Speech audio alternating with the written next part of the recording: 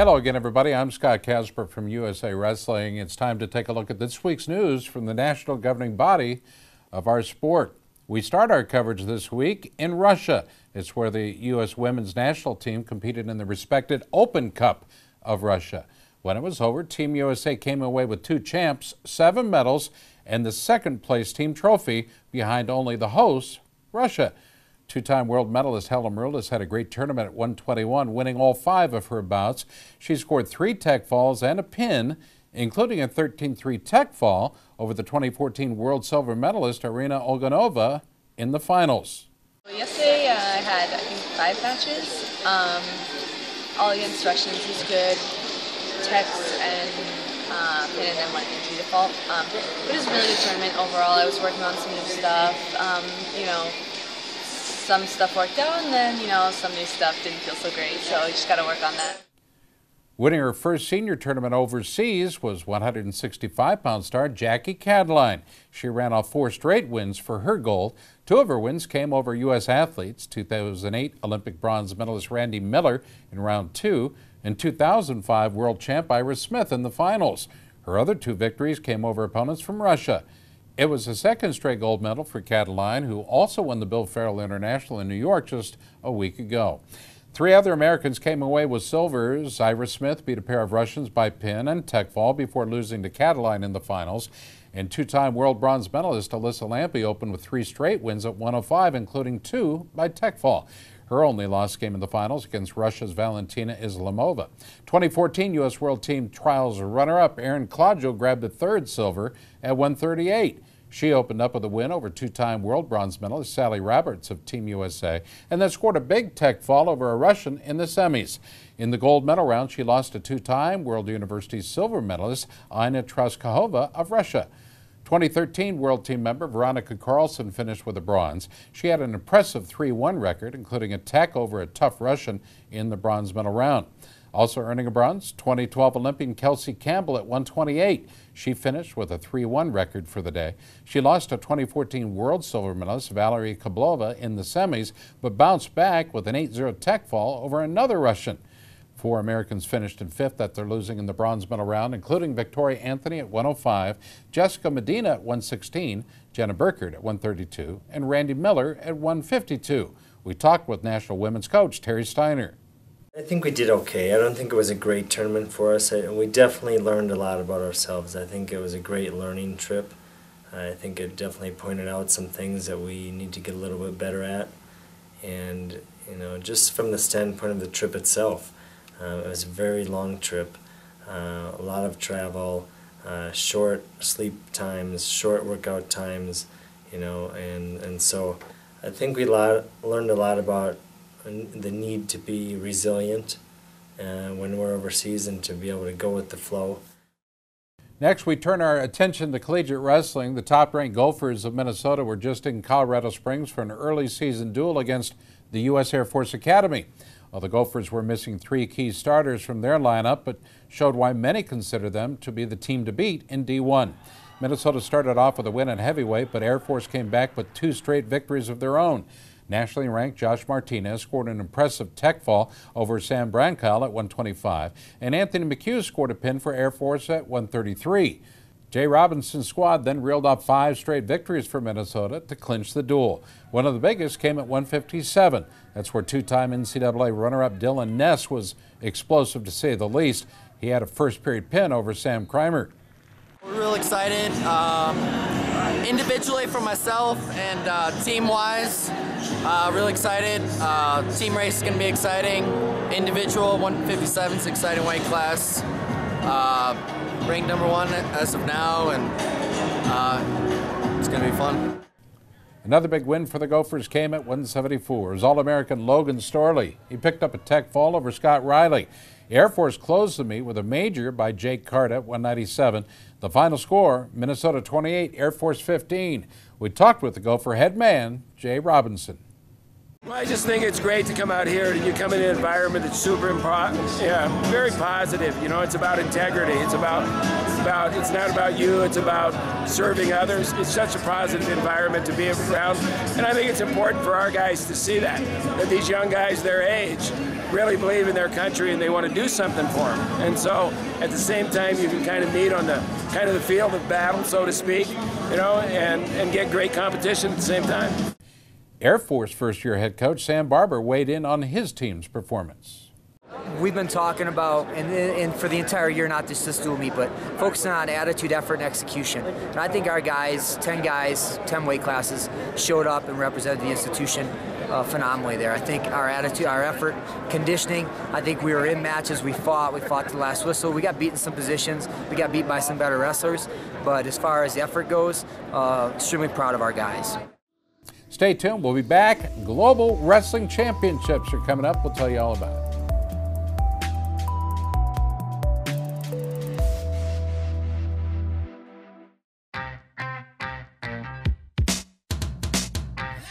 ASICS has been there. They've been the lifeblood of the sport. It's been a long time, and they've been at the top of the game every year, forever. And I'll tell you what, now that I think about it, maybe that's where I've gotten my inspiration, because you know, I always want to be in the top of my game in wrestling, and I think that's where ASICS is and wants to be as well.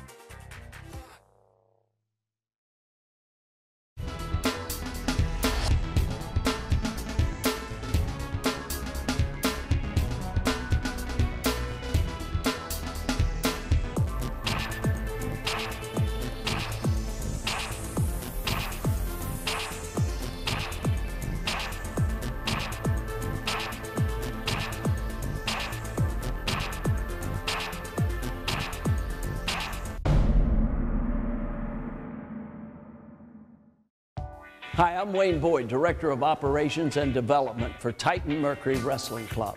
The club was founded to help wrestling worldwide, especially at our senior level, of course at the collegiate level and the high school level. But the most important level for Titan Mercury Wrestling Club is the kids level. And these are some of the guys today that will be tomorrow's Olympic champions. Let's hear it, guys. Titan Mercury! That's Titan Mercury Wrestling Club, San Marino, California.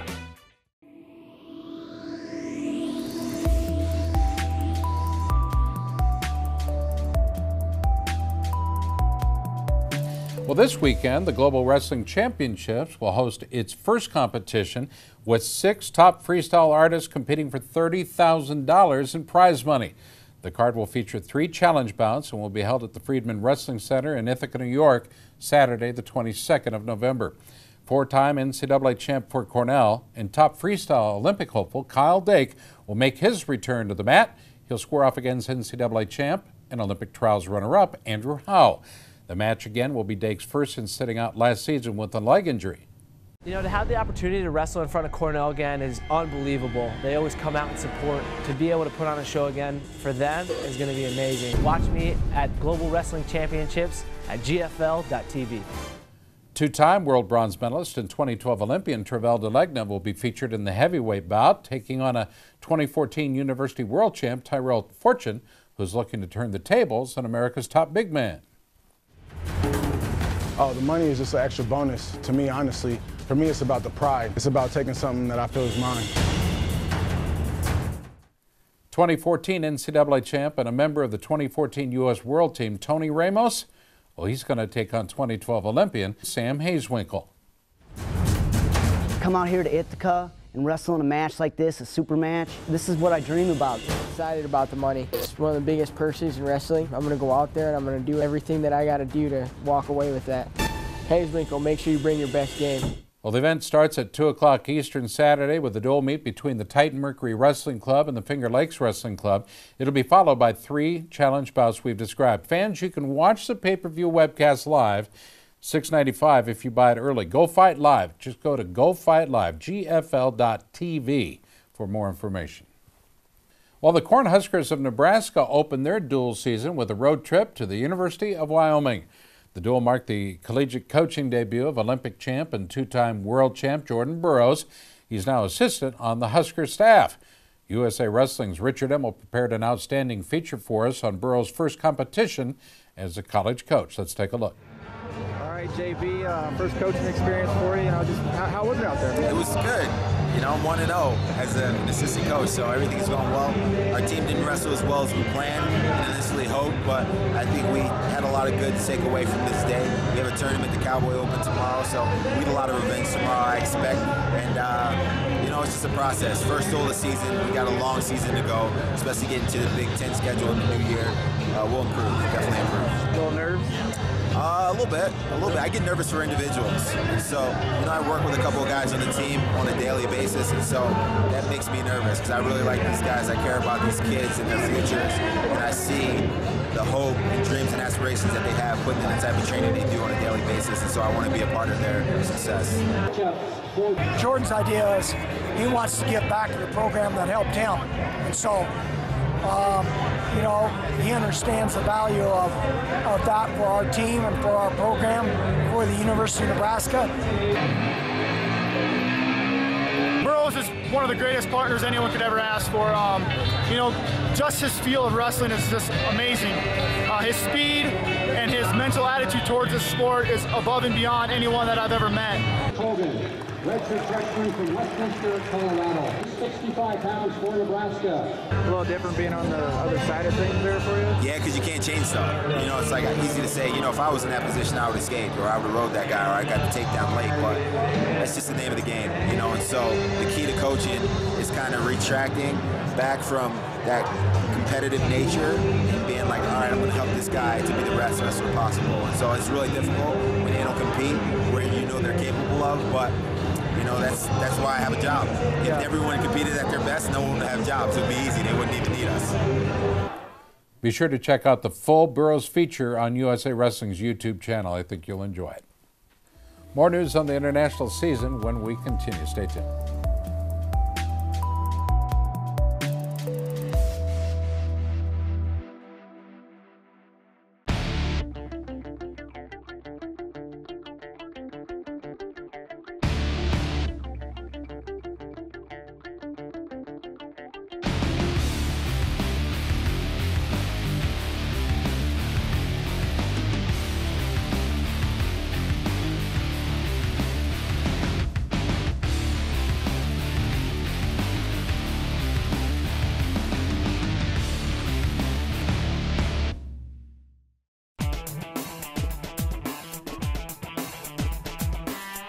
Each season, Liberty Mutual's Responsible Sports Community Grant Program awards $65,000 to youth sports organizations and school sports programs that demonstrate their commitment to responsibility in youth sports. Your organization could be one of our 20 winners this season. It's easy. Simply visit responsiblesports.com and click on the Community Grant Program. Administrators register their organization with the program, then reach out to rally parents, coaches, and team supporters to log on and review either the Responsible Sports Parenting or Responsible Coaching Guide. Then complete the quiz and showcase your mastery of the concepts. Every successfully passed quiz is worth a point that you can credit to your favorite youth sports organization or school sports program. Connect with friends, family, and neighbors to rally more support. The teams and schools with the most points at the end of the grant period win. It's that simple. Watch the leaderboard throughout the grant season, then rally more of your supporters to increase your totals. Liberty Mutual is committed to celebrating and championing youth sports and to financially supporting organizations that demonstrate their commitment to responsible sports. Join the movement and start earning points toward your community grant.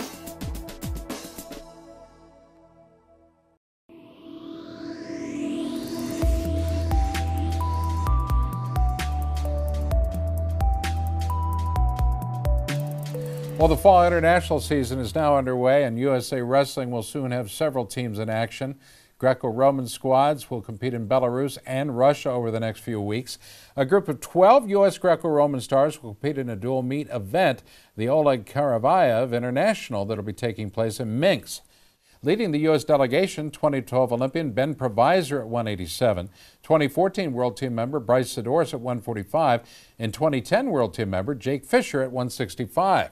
Two of the top heavyweights are also on the roster, 2013 U.S. Open champ David Arndt and 2011 Junior World Bronze medalist Toby Erickson. 10 of those Greco-Roman wrestlers will then travel to St. Petersburg, Russia for the S.A. Lavrikov Greco-Roman Championships the 6th and 7th of December. National Greco-Roman coach Matt Lindland talks about the upcoming Greco Tour. We got a couple veterans on the tour, but a lot of talented young guys coming up. The goal is really to get these guys each get a training camp in Belarus, they get a training camp in Russia, and a tournament in each. And the dual meet format's great because we're guaranteed some extra matches that, even if we lose a match or two, we're just gaining experience by getting on the mat. So, for these guys, getting them overseas, getting them wrestling with some of the best guys in the world during camps and competing against them, that's the goal right now. Now, a men's freestyle team will soon be heading to Rio de Janeiro, Brazil, for the annual Brazil Cup. It'll take place the 28th and 29th of November. The roster is a mix of national team athletes and junior level stars. 2010 World Team member J.D. Bergman and 2014 World Team Trials runner-up Dustin Kilgore will go at 213. 2014 U.S. Open champ Clayton Foster at 189 and World Team Trials runner-up Zach Ray will see action at heavyweight. 2014 Junior World Silver Medalist Joey McKenna will wrestle at 135.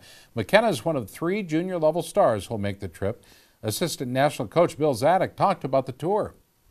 Brazil, it's an opportunity for us to get down there and compete. We have some very good guys, and to set a precedence of the United States winning in Brazil. Also, we're going to be doing some site scouting and advanced scouting for location, athlete village, competition venues, and training, moving into 2016 Rio. A mixed team of men's and women's freestylers will enter the 40th annual Henri Delgain Challenge in Nice, France. That'll take place the 28th and 29th of November. 4-time world medalist Elena Peroskova is scheduled to compete at 138. 2-time world medalist Helen Maroulis at 121. And 2013 World Team member Victoria Anthony at 105. Here's national coach Terry Steiner. Right now, it's still time to learn and it's time to grow. And so I think, just like with the rest of our national team, I think that it is very important that we get out of that training mode. Training mode is one thing, but you got to be able to do the things you're working on in competition. So, winning or losing, we need to be learning and adjusting and moving forward right now. And I think those athletes are doing that. I think we're all trying, and we're trying to do the right thing. 3 U.S. men's freestylers will be in action in France. Junior world silver medalist Aaron Pico at 143, along with young senior stars Montel Marion at 143 and Jason Welch at 163. Once again, Bill Zadek. The Henri Delgain Challenge, very, very good tournament. As the Olympic year approaches, it usually becomes a stronger competition. It's a little bit less of a travel than some of our other events. A nice place in Nice, you're on the French Riviera, so that makes things a little easier. But it should be a very good experience for those guys going over there. We took a junior team last year with 1 senior athlete. This year is the 40-year anniversary of the tournament, so the French Federation is building it up. They want to make it a great experience. Speaking of the young wrestling phenom Aaron Pico, the 2013 cadet world champ and 2014 junior world silver medalist, has been getting a lot of attention lately in yet another sport. This week, the 18-year-old signed a long-term promotional contract with Bellator MMA that will officially bring him into the world of professional mixed martial arts. Pico has a strong background in other combat sports, including a junior Golden Gloves boxing title. He'll continue his quest to win world and Olympic freestyle medals for the U.S. And we, of course, will be covering and watching as this amazing young man balances a career in wrestling and MMA. Best of luck to Aaron Pico. Well, USA Wrestling's Google Plus Hangouts have kicked off. We'll tell you more when we return. Stay tuned.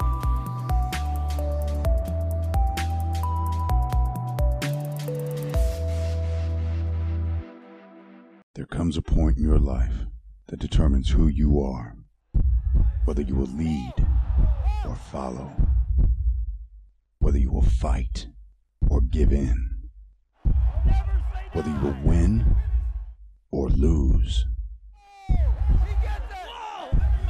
and what you will count as your victory.